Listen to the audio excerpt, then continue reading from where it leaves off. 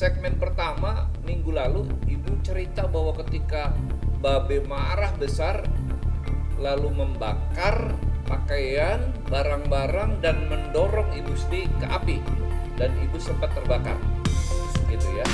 Nah, apakah ada rasa benci, marah kepada ayah karena perbuatannya itu?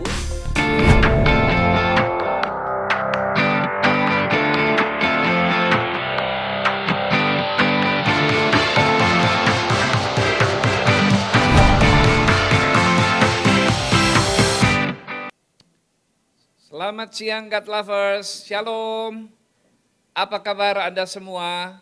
Semoga sehat-sehat dan selalu bersuka cita. Saya Pendeta Martin Harifa, selama beberapa waktu ke depan ini akan menemani God Lovers dalam acara Diaspora TV Talk Show yang ditayangkan setiap Sabtu jam 1 siang di kanal Diaspora TV. Mari kita lanjutkan perbincangan kita minggu lalu dengan dua pelayan Tuhan yang luar biasa, Pendeta Nainggolan dan Pendeta Sri Supena. Minggu lalu sudah diceritakan bagaimana Pak Nainggolan yang berlatar belakang Kristen jatuh cinta kepada Ibu Sri yang kala itu adalah seorang Muslim yang sangat taat. Kegigihan beliau kemudian berakibat fatal karena Ibu Sri kemudian mengalami tindakan kekerasan dan diusir dari rumah oleh ayahnya sendiri. Bagaimana kisah selanjutnya? Mari ikuti perbincangan saya dengan keduanya. Sebelum kita memulai perbincangan ini, mari kita berdoa agar Tuhan Yesus yang memimpin diskusi kita, sehingga akan memberkati banyak pemirsa yang menyaksikan acara ini. Mari kita berdoa. Kami sungguh bersyukur untuk anugerah, keselamatan, kesehatan, umur panjang yang Tuhan berikan kepada kami, secara khusus kepada kedua hamba-Mu. Saat ini kami akan memulai perbincangan kami. Kami mohon Roh Kudus menuntun dan memimpin kami, sehingga setiap orang yang menyaksikannya dikuatkan dan diberkati. Terpujilah nama-Mu Bapa, dalam nama Yesus kami berdoa. Amin. God Lovers, saya ingatkan bagi yang belum subscribe YouTube channel kami, silahkan di-subscribe. Dan bunyikan lonceng agar setiap ada konten baru dari kami, God Lovers langsung dapat notifikasi dari YouTube. God Lovers juga dapat memberikan komentar di kolom komen. Jika Anda menyukai tayangan ini, mohon dapat men-share kepada teman dan kerabat. Baik, segera kita memulai talk show ini. Ibu Sri, Anda seorang mantan Muslim yang taat. Bahkan Anda waktu SMP pernah juara tilawatil Quran dan juga berteman dengan Kiai Haji Zainuddin MZ. Anda juga salah satu murid dari Buya Hamka. Bisa cerita sedikit tentang latar belakang pendidikan agama Islam yang Anda miliki? Terima kasih Pak Martin. Sebenarnya dengan Zainuddin itu pernah, kalau tidak salah tahun 74 ada pengajian, saya pernah hadir di situ dan sama beliau. Cuma sesudah beliau tamat SMA, kalau nggak salah beliau langsung ke pesantren, udah gitu nggak ketemu sampai beliau wafat. Jadi pernah seperti itu. Jadi pernah di satu pengajian kami bersama gitu kan.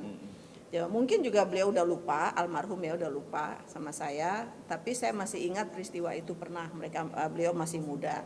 Dan untuk Buya Hamka, saya tidak tahu apakah ini dikatakan murid karena saya seorang penggemar beliau Buya Hamka, karena setiap sholat subuh saya tidak pernah tidak mendengar kuliah subuh yang beliau bawakan. Saya sangat mengagumi ceramah-ceramah beliau.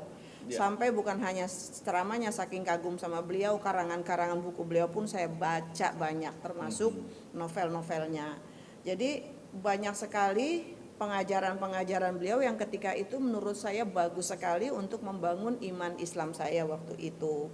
Ya, jadi saya nggak tahu apakah itu dikatakan murid. Kalau murid ya saya rasa saya tidak. Tapi yang jelas saya berguru sama beliau Yang rutin itu setiap pagi adalah habis sholat subuh pasti saya dengarkan ceramah subuh beliau setiap hari sebelum saya berangkat sekolah.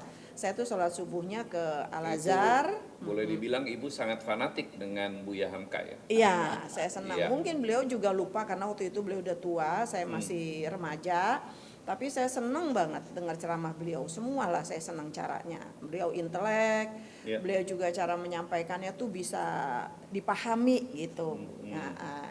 Itu sih saya bilang mungkin juga kalau murid saya rasa saya karena beliau tidak mengajar tapi saya hanya peserta kuliah subuh tiap hari dan penggemar beliau. Baik. Ibu Sri, minggu lalu kita sudah mendengar bahwa di awal Anda berumah tangga, Anda masih seorang muslim yang taat. Dan konon Anda sangat demonstratif menjalankan ritual keagamaan Anda. Iya. Saat itu Anda pun selalu mendoakan serta mempengaruhi Pak Nainggolan Ya, betul. agar mau jadi mualaf. Nah, bisa cerita Bu mengenai hal ini? Terima kasih Pak, ya memang begitu. Karena begini, berawal saya juga begitu menikah dengan seorang Kristen Pak. Jujur aja hati saya waktu itu tidak nyaman. Karena ternyata kehidupan kekristenan dari keluarga Pak Nainggolan menurut saya tidak membuat saya nyaman dalam ibadah mereka. Saya rasa cara mereka beribadah kepada Tuhannya itu tidak membuat saya nyaman melihat itu. Nggak tertarik lah ya? Enggak. Dari kesaksian semuanya, kerajinan beribadahnya. Saya rasa cuma Pak Nainggolan doang yang rajin. Tiap hari dia ke gereja. Setiap hari dia ke gereja. Kalau hari Minggu saya lihat dia rajin ke gereja, begitu. Tapi begitu saya menikah dengan Pak Nainggolan, saya melihat satu kenyataan yang berbeda. Kok begini ya kehidupan Kristiani gitu. Itulah yang membuat saya daripada saya rusak ya lebih baik saya memperdalam agama yang saya sudah pahami gitu. Itu sebabnya saya ingin supaya Pak Nainggolan itu satu iman kepada saya, kepada kami keluarga supaya hidup kami tuh keimanannya lebih baik. Pikiran saya waktu itu begitu Pak. Jadi itu yang membuat Ibu secara demonstratif Iya. Beribadah supaya dilihat oleh Pak Nainggolan dan anak-anak. Iya betul, Gitu ya? betul. Nah, anak-anak ada yang ikut pada waktu itu? Waktu itu anak-anak ya belum kelihatan, tetapi kan tetap saya lebih dominan Pak. Karena di rumah ya? Iya, anak saya nomor 3 dulu yang perempuan yang lahir tahun 81. Dia kalau nginap ke rumah neneknya, itu pasti kalau pulang dia pakai kerudungan Pak. Gitu. Oh, Jadi gitu. kalau saya habis bawa, ya memang saya tidak mencegah waktu itu. Saya tidak mencegah, karena saya pikir ya biarlah secara alami mereka tahu nanti mana yang benar atau mana yang tidak. Namanya Iya. anak kecil kan, gitu. Gitu Pak. Baik, terima kasih Bu. Pak Nainggolan, benarkah Anda pernah diajak pengajian selama beberapa bulan oleh Ibu Sri dan diminta untuk berguru kepada seorang ustadz? Bagaimana bisa demikian? Mungkin bisa Bapak cerita kepada God Lovers. Itu betul sekali Pak Martin. Ah, Bahkan beberapa bulan itu saya bisa katakan 4 bulan Pak. Dan pengajiannya kebetulan setiap malam bukan untuk pengajian melantunkan ayat suci, tapi justru membahas pengajian. berdialog gitu Iya. Membahas. dan belajar membahas. Pak. Oh, ya. Tetapi mungkin orang nggak tahu latar belakangnya kenapa saya mau ikut. Nah itu ada latar belakangnya. Pak. Bisa Bapak cerita Pak? Boleh ya Pak ya, saya Iya. cerita ya. Jadi suatu saat karena saya memang saat itu punya pokok doa mau cari jodoh sama Tuhan, lalu berdoa, lalu berbagai macam cara Tuhan kasih. Salah satu diantaranya yang saya nggak pernah bisa lupa adalah ketika itu ada satu ayat yang namanya ayat ini tertulis di Matius 10 ayat 16 atau terbalik barangkali 16 ayat 10 yang bunyinya begini. Lihat, aku mengutus engkau bagaikan domba di tengah-tengah serigala. Oleh karena itu, hendaklah engkau tulus sebagai cerdik bagai ular dan tulus bagai merpati. Ya, nah jadi ayat ini tiap hari nempel terus di mata saya nih. Saya juga, aduh, saya habis mandi masih ayat ini masih nempel, mau tidur ayat ini nempel, bangun tidur ayat ini nempel terus. Saya juga luar biasa itu. Jadi saya sendiri heran, ini apa, ini kemana sih, apa maksudnya ayat ini. Nah, ternyata ayat itu terbukti ketika seperti biasa saya kalau mau ke rumah Bu Sri itu saya harus doa dulu. Doa. Begitu amin, ada saja cara Tuhan. Kadang-kadang saya lihat matahari, cerah banget. Berarti boleh, oke, saya jalan. Ternyata tiba-tiba begitu saya sampai di sana, loh, ada mertua ini. Waduh, kepergok nih. Padahal sudah yakin banget bahwa hasil doa ini, ya saya kan boleh sama Tuhan. Tapi kok diamprokin sama camer. Jadi saya pun akhirnya ya sudahlah, dari namanya Batak nggak boleh menyerah, pantang mundur, ya diterobos saja akhirnya. Lalu calon mertua laki-laki katakan gini, Panenggolan sini. Udah, kamu satu aja. Begitu kamu bersatu kita oke, beres, nggak ada masalah. Lalu saya dengan deg-degan, ayat tadi muncul, Pak. Berarti saya harus cerdik bagai ular dan tulus bagi merpati. Iya. Saya tidak jawab iya dan saya tidak jawab enggak. Kalau saya jawab enggak, ya palang pintu dong. Iya. Kalau saya jawab iya, ya berarti saya menjual Yesus dalam hati saya seperti itu. Itu yang paling saya tidak bisa. Akhirnya saya jawabnya apa? Ya, tapi kan saya harus belajar dulu, Pak. Jadi kan enggak iya, enggak juga enggak. Nah, mulai daripada saya jawab seperti itu, setiap malam selama 4 bulan saya nggak perlu doa kencang-kencang lagi karena saya sudah boleh tiap hari wakuncar untuk ikut ngaji selama 4 bulan. Dan yang paling dahsyat, setiap kita pulang ngaji kami perbincangkan soal Yesus. Jadi di situ pun saya sudah melihat bahwa Bu Sri itu sangat menolak apa itu Yesus, najis sekali. Gitu. Begitu kira-kira latar belakangnya, Pak. Terima kasih Pak Martin. Ibu Sri sangat agresif mengajak Anda untuk menjadi mualaf, sementara Anda sangat defensif. Ya. Tentu hanya karena kuasa Tuhan Yesus yang luar biasa, sehingga semua berakhir dengan indah. Nah, Pak Nenggolan bisa nggak diceritakan kisah ini? Jadi secara lahir ya, saya itu penampilannya oke banget buat keluarga mereka. Saya pakai peci, saya pakai baju koko, pakai sarung, iya pakai sendal, lalu membuat hati mereka luluh dan sudah menganggap bahwa saya itu sudah akan mau dibayar. Tetapi hati saya tetap pegang teguh Yesus, sehingga saya bisa berkontekstualisasi. Menurut mereka sudah oke banget, tapi ketika akan dibayar mereka sudah yakin banget. Ya, saya diserahkan ke satu guru ngaji mereka, tapi ya saya di sana bersaksi tentang Yesus. Akhirnya saya nggak diajak ngomong, udah suruh pulang aja. Begitu, Pak. Sama ustadznya disuruh pulang gitu ya. Karena mau dialog malah bersaksi tentang Yesus. Malah saya ajak berdoa ustadznya. Mau dibayar, mau dibayar. Pas mau dibayar ya. Oh iya. Begitu, Pak. Baik. Nah, Ibu Sri, benarkah sebelum dibaptis ada ikut katekisasi tanpa sepengetahuan Pak Nenggolan? Ini bagaimana ceritanya?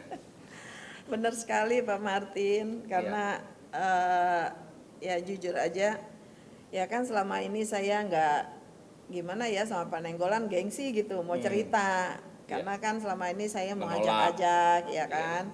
Jadi saya diam-diam, ada waktu itu kami punya tetangga di Depok, sama kawin campur sama kami juga, istrinya orang Jawa yang Kristen, suaminya orang Sunda tapi masih agama lain. Nah saya tanya sama ibu itu, lalu ya dia tunjukkan lah ada seorang pendeta, ada bla bla bla, akhirnya jumpalah begitu. Jadi waktu saya ketemu pendeta itu, ya pendeta yang ditunjukkan, yang akhirnya jadi bapak rohani saya, ya saya ikut katekisasi Pak. Katekisasi beberapa kali tapi tidak mengikuti sampai selesai karena menurut pendeta saya sudah cukup dan kebetulan bukan cukup, kebetulan di bulan pertama di minggu pertama atau di minggu ketiga bulan Oktober di situ ada baptisan dan saya diikut sertakan di situ, tapi dengan satu perjanjian nanti habis dibaptis saya ikutin katekisme sampai selesai. Jadi memang tanpa tahu Panenggolan, alasannya karena gengsi Pak, gengsi. Jadi gitu semua ya. saya cari sendiri. Ibu merasa kalah gitu ya kalau Oh, iya. kalau apa Iya, tahu betul. bahwa akan dibaptis gitu ya. Makanya diam-diam. Iya, pikiran saya gini, takutnya beliau anggap saya ngajak berantem gitu loh. Oh. Takutnya udah di benak saya nih. Takutnya ada di benak saya begini, takutnya lu jangan ngajak berantem lagi, jangan ngajak berantem soal agama dong. Katanya gitu. Takutnya saya dibilang begitu. Jadi iya, akhirnya iya, saya iya. diam-diam aja. Jadi takut malu hati gitu loh, Pak. Iya, iya. Baik. Pak Nenggolan saat ibu dibaptis, ada kemudian minta ikut dibaptis. Nah, Anda mendoakan Ibu Sri agar ikut Yesus, tapi kemudian dibaptis bersama-sama. Bisa cerita tentang hal ini, Pak? Memang itu satu hal yang sangat lucu ya. Tapi itu saya yakini saya memang itu pekerjaan Tuhan. Oh. Pekerjaan Roh Kudus karena begini. Saya dulu kan HKBP. Perciknya itu, baptisnya itu baptis percik, bukan berarti itu tidak sah loh ya. Bukan. Tapi Iya. saya mau supaya afdol gitu loh. Karena dia mau dibaptis selam, saya juga mau Itu spontan tiba-tiba ketika saya kan ngantar Ibu Sri mau dibaptis di Salmasi Pegangsaan itu. Iya. Lalu di situ baru saya tahu mau dibaptis, saya juga bingung kan. Ya oke lah. Jadi dari rumah nggak cerita? Nggak cerita. Pak, anterin dong mau dibaptis, nggak gitu ya? Loh, saya mau dibaptis. Oh. Aduh, mau dibaptis. Jadi begitu acara itu dilangsungkan mau dibaptis, mau acara baptisan, saya langsung cepat-cepat minta pakaian untuk saya ikut dibaptis. Oh. Supaya saya ikut nyemplung juga gitu loh. Jadi Spontanitas akhirnya dua-duanya- mendampingi. Jadi akhirnya kami dua-duanya dibaptis selam ketika itu Pak. Hmm. Itu. Jadi saya sih sebenarnya bersyukurnya double Pak. Saya juga bisa mengikuti baptis selam terutama Iya. karena saya nggak menduga kalau Bu Sri itu baptis mau dibaptis. Jadi saya senang sekali Pak pekerjaan Tuhan itu. Iya, iya. Nah, Bu Sri, kapan keluarga Anda mengetahui Anda sudah murtad? Dalam arti dibaptis ya. Dan bagaimana reaksi Bapak, Nyak sama Babe? Ya, saya masih ingat sekali, Pak. Tapi sedikit saya nambahkan tadi Pak Nenggolan ada yang terlupa tuh. Sebetulnya seminggu sebelum dibaptis saya udah ngomong sama Bapak. Oh. Pak, mau dibaptis. Hah? Baptis gitu kan. Bapak nggak percaya. Oh. Nggak percaya, makanya dia cek ke sekretariat gereja. Ternyata benar ada nama saya. Oh. Begitu saya dibaptis, saya nggak tahu beliau ngomong apa sama keluarga, tahu-tahu pulang baptisan di rumah udah ada acara gitu. Saya nggak tahu, keluarga beliau bikin kejutan gitu. Oh, Nah, iya, itu iya. ada yang terlupa ya. Keluarga Nenggolan bikin Keluarga. acara buat Ibu? Iya, yang Wah, ada sambutan. Iya, ada. Oh, makanan haramnya juga gitulah, serem lah. Gitu, ada makanan haramnya serem lah pokoknya. Nah, oke, pertanyaan ini, kapan keluarga saya mengetahui saya sudah murtad dan dalam arti sudah dibaptis ya. Jadi sebetulnya 2 atau 3 tahun kemudian keluarga sudah curiga. Mulai tahun 83, 84, 85 udah curiga. Tapi klimaksnya pada tahun 87 lah Bapak sama Ibu dengan tegas manggil kami untuk bersaksi di depan keluarga. Nah, disitulah kami disidang. Pesan Bapak, kamu datang sini, anak-anak jangan bawa gitu kan. Akhirnya saya sama suami, sama Pak Nenggolan datang. Waktu itu acaranya habis sholat Isya. Jadi kami sampai di sana jam 8 lah. Nah, kami disidang sampai jam 1 pagi gitu kan. Wow. Bapak sampai ngomong keras, mama nangis-nangis, histeris. Ya pokoknya sangat kalau bisa kamu harus balik. Bahkan tidak bilang kalau bisa kamu harus balik. Bahkan Bapak mengharapkan hidup atau mati kamu dalam keadaan Islam kan begitu. Ya, saya minta hikmah sama Tuhan, Bapak ngomong apa aja dengan berbagai macam janji dan iming-iming warisan dan segala macam kan Bapak udah bacakan begitu.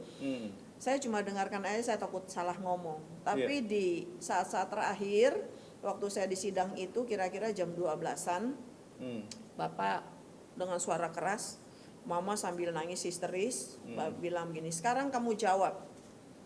Bapak mau dengar dengan tegas dan jelas dari kamu.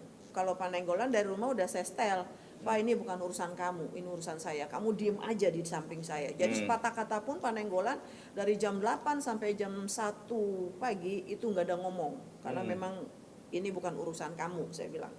Saya bilang, Pak, Ma, kalau misalnya demi ibadah kepada Tuhan, saya rela ninggalin apa saja. Ninggalin suami, ninggalin anak, semua harta apapun saya tinggalin, bisa saya tinggalkan. Tapi saat ini saya sudah menyembah Tuhan yang saya kenal di dalam Yesus Kristus. Dari sekarang sampai selama-lamanya tidak mungkin saya bisa tinggalkan. Saya akan terus beribadah kepada Dia selama-lamanya. Dunia akhirat Dialah Tuhan saya, yaitu Tuhan Yesus. Nah, yang paling tragisnya lagi begini, sudah saya mengucapkan gitu, Bapak histeris, langsung keluargamu saat ini juga teriak gitu. Kami diusirlah, ketika itu juga kami jalan kaki berkilo-kilo, waktu itu jam 1:30 pagi sudah. Terus yang saya sedih sekali, mulai tahun 87 itu ketika saya disidang, saya masih lihat mama saya itu ke meja, bapak saya ke mama saya dimarahin. Ini semua gara-gara kamu yang tidak bisa mendidik anak, kamu tidak bisa becus mendidik anak, anak kamu jadi murtad. Dan saat itu juga saya lihat bapak pergi ninggalin mama. Jadi hampir berbarengan. Keluar dari rumah maksudnya? Iya. Oh. Dan mulai saat 87 sampai mama meninggal, akibat saya, akibat saya mama tidak diberikan nafkah lahir dan batin sama bapak. Tahun 87 sampai mama meninggal. Jadi inilah yang menjadi beban berat buat saya ketika saya habis bertobat dan dibaptis itu. Saya merasa punya beban yang sangat luar biasa. Jadi mama dicerai enggak, apa juga enggak, pokoknya belanja enggak dikasih, didiamkan, lahir batin. Seolah-olah digantung begitu. Digantung dan ditinggalkan, tidak pulang-pulang sampai mama meninggal. Itu gara-gara saya. Jadi situ penderitaan saya lebih berat lagi. Dan saya ngelihat mama saya tuh, aduh saya nangis terus mulai saat itu. Tapi dari satu sisi saya berbahagia saya ditebus Tuhan. Nah jadi mulai saat itulah terputus sama sekali hubungan sama bapak. Nah, jadi bapak udah macam-macam, mulai saat ini kamu bukan anak saya, mulai saat ini gak ada apa-apa kamu dari saya, putus, kamu bukan anak saya. Ya sudah, sesudah di sidang itu masih, kalau nggak salah masih 11 tahun atau 10 tahun lebih saya nggak ketemu lagi sama orang tua. Tapi saya dengar mama saya sering sakit. Nah, jadi itulah, jadi tahun 82 dibaptis, tahun 87 di sidang, jadi 5 tahun kemudian baru bapak menyidang kami. Iya. Jadi sebetulnya sih saya rasa 2 tahun 3 tahun sesudah saya dibaptis, mama udah sering telepon, Nak kamu masih sholat, Nak kamu masih ngaji. Saya cuma diem, cuma ketawa. Bahkan satu kali dia bilang, kamu udah mulai makan yang haram belum? Saya cuma senyum-senyum itu aja. Tapi gitu klimaksnya tahun 87. Gitu ya. Putus hubungan sama sekali dengan papa dan mama, dan dampaknya mama seperti digantung di dalam pernikahan itu. Artinya papa menikah lagi atau? Sebetulnya bukan menikah lagi ya, memang papa saya istrinya lebih dari satu. Gitu. Jadi, tapi kalau bagi keluarga kami kan itu hal yang nggak mengurangi kehormatan. Kalau di suku kami sama sekali nggak, malah mungkin juga ada satu kelebihan tersendiri ya bagi kami, lebih dari satu. Baik, Bu Sri, konon saat Om Nainggolan PDKT, ini Babe khawatir kepada jin orang Kristen yang ada dalam diri Pak Nainggolan. Ya, apakah jin Kristen yang dimaksud oleh Babe ini sama dengan jin kafir yang pernah disebut oleh seorang ustadz beberapa waktu yang lalu? Saya nggak tahu Pak, tapi yang dimaksud Bapak saya begini, kamu jangan main-main sama orang Kristen. Kamu nanti kalau udah kepincut sama jin Kristen itu kamu bahaya. Mungkin juga yang dimaksud mungkin itu juga jin Kristen barangkali ya Pak. Cuma gitu Bapak saya ketika itu nyebut bolak-balik jin Kristen, dia bilang gitu. Bapak saya pernah satu kali ngomong jin salibis, katanya dia bilang gitu. Jin salib.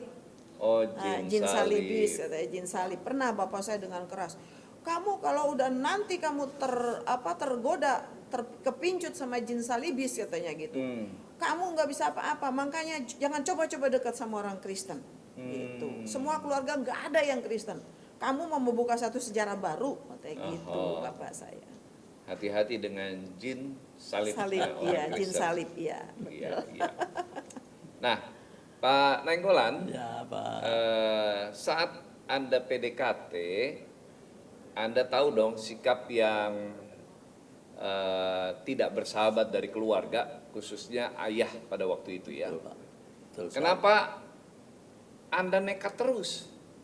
Bisa diceritakan apa yang Anda alami?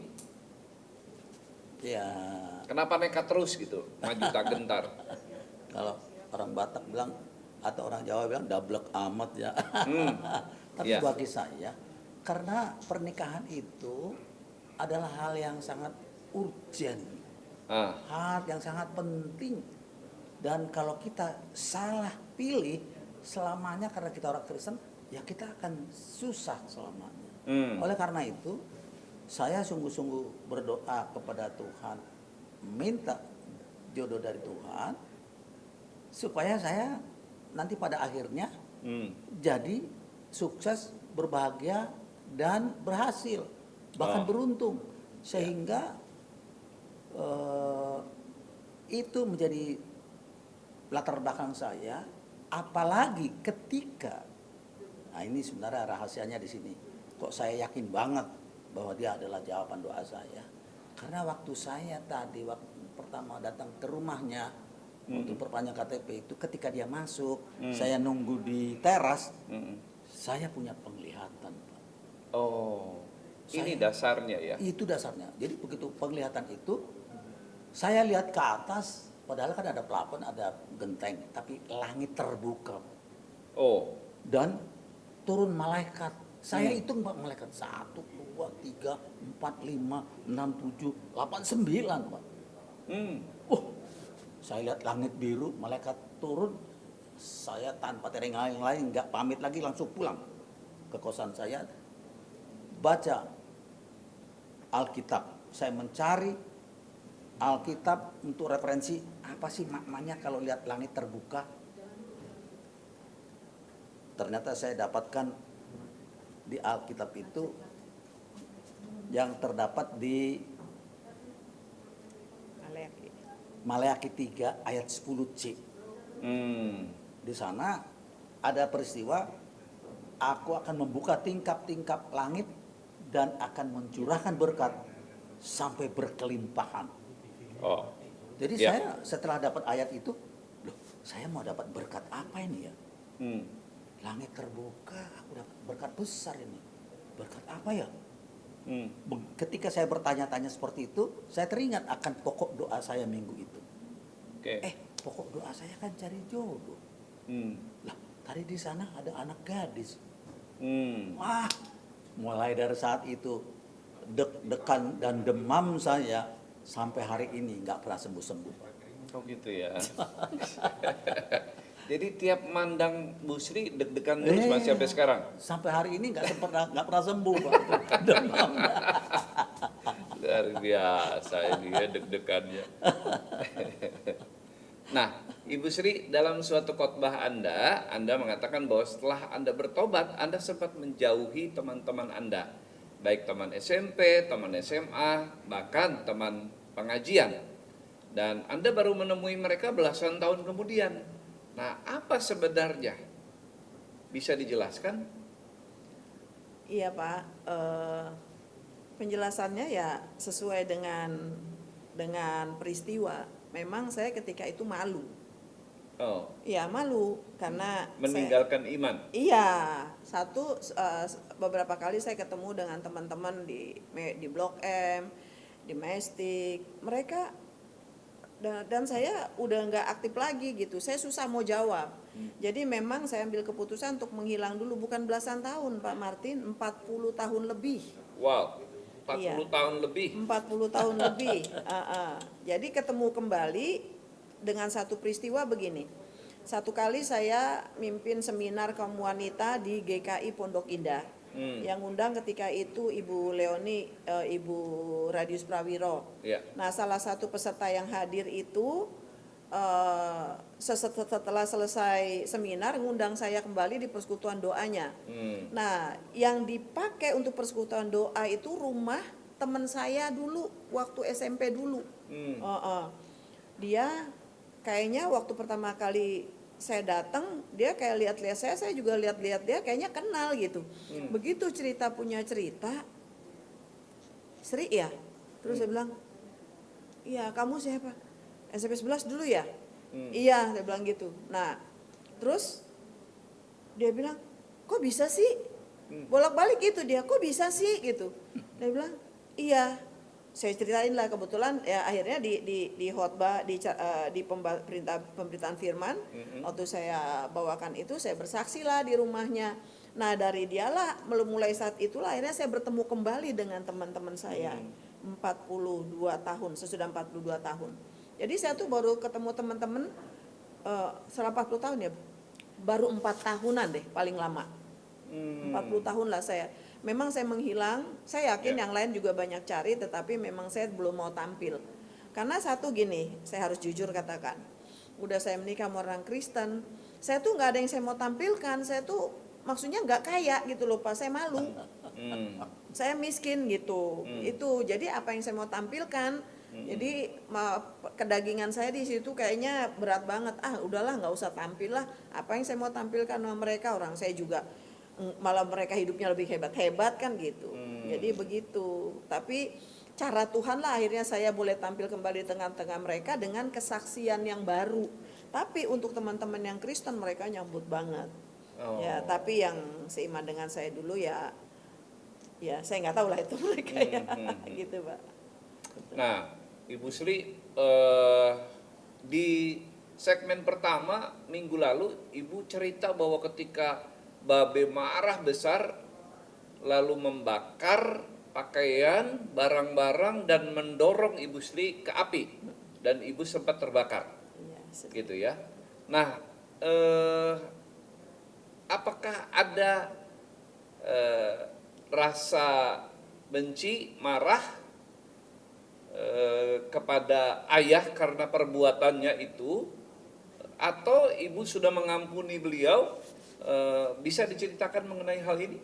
Sebetulnya perbuatan orang tua kayak seperti itu tuh benar-benar bukan malah membuat saya marah. Justru saya merasa kasihan sama orang tua, bahkan saya merasa berdosa sekali dan saya merasa takut sekali gitu. Jadi rasa kesel, rasa marah, rasa tidak mengampuni sama sekali tidak ada. Bahkan ketika itu saya merasa seperti anak durhaka. Ya, gitu. Sempat sedikit terbakar baju saya memang di sebelah kanan. Itu sebabnya waktu saya mau keluar dari rumah saya sempat ganti baju, diganti baju yang ada di jemuran ya di garasi, waktu itu biasa kami jemur yang nggak kering di garasi. Nah, kepergian saya pun keluar rumah itu memang yang saya sesali diri saya. Justru kemarahan ketika itu yang ada adalah kepada Pak Nenggolan. Nih gara-gara lu nih gue jadi begini, dalam hati saya gitu. Kalau sama ayah saya, sama ibu saya sampai detik ini saya ikhlas seikhlas-ikhlasnya. Rasa marah nggak ada, kepahitan nggak ada, apalagi tidak mengampuni sama sekali tidak. Sama sekali tidak, karena saya memang dari dulu dikenal anak yang solehah sih ya. Jadi saya memang taat sama orang tua dulu. Jadi peristiwa itu tidak membuat Ibu kepahitan, marah, benci kepada orang tua, bahkan Ibu menyalahkan diri Ibu. Betul. Karena Ibu yang pindah gitu ya dari keyakinan Ibu. Baik, terima kasih Bu. Nah, Pak Nenggolan, apakah keluarga besar Ibu Sri saat ini sudah menerima Anda? Kalau itu pertanyaan bagus sekali Pak. Sebenarnya itulah intinya. Mereka sudah menerima saya dari sejak awal. Karena saya itu bisa kontekstualisasi.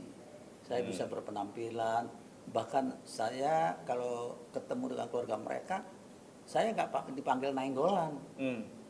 Bang Naing. Nainggolan itu kan sudah Bang Naing.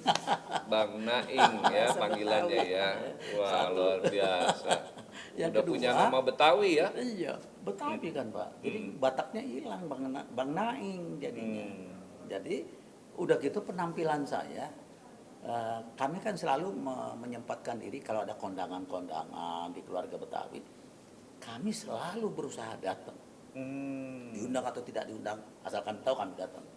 Dan di sana penampilan saya, mereka lihat, ya saya sudah pakai baju koko, udah pakai peci. Oh. Selalu Bu Sri sengaja dibisikin di sebelah saya.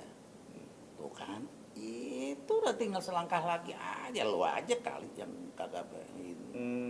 Gitu, Pak. Jadi kalau keluarga Betawi pada akhirnya sebenarnya dari sejak awal sangat welcome kepada saya. Karena dikira saya memang, ya saya juga orangnya semuanya menurut mereka orangnya lembut. Untung banget tuh bisa didapat Batak, tapi kok Batak gitu. Iya, iya.